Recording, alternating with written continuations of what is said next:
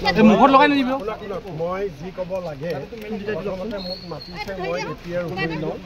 আৰু মোক তেখেতসকলে ইণ্টাৰগেট কৰিব ইণ্টাৰগেট কৰাৰ পিছত মই তাৰপিছত আহি যি ক'ব লাগে মই আপোনালোকক ক'ম এতিয়া মই আইন মানি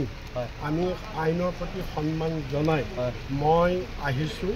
যিহেতু মোক GM ভিজিলেন্সে মাতিছে গতিকে মোৰ সাক্ষ্য ল'বলৈ মোক জেৰা কৰিবৰ কাৰণে মই তেওঁলোকৰ ওচৰত APR হৈ লওঁ আৰু APR হোৱাৰ পিছত মই ঘূৰি অহাৰ পিছত যদি কিবা আপোনালোকক তাত ক'বলগীয়া থাকে মই তেতিয়া আপোনালোকক জনাম আপোনাৰ কিবা ভুল হৈছে বুলি ভাবেনে আপুনি সেইটো কথা মই ক'ম তাত মই মোক যেতিয়া জেৰা কৰিব তেতিয়া মই ক'ম এতিয়া মই নকওঁ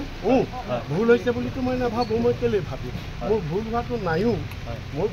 নাইও গতিকে মই সেইটো ভুলৰ কথাটো নাহেই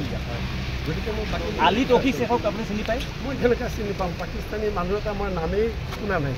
মই কেনেকৈ চিনি আপুনি কথা পাতিছে ছাতিটো পিছলৈ কৰক নাই সেইটো মইতো চিনি নাপাওঁ জানি নাপাওঁ মই কোনোদিন পাকিস্তান গৈও পোৱা নাই গতিকে মই কি ক'ম মই এই বিষয়ে একো নাজানো শুনক আপোনালোকে মোক পুলিচৰ গাতে জেৰা কৰি থাকিলে কিটো হ'ব মই যিটো নাজানো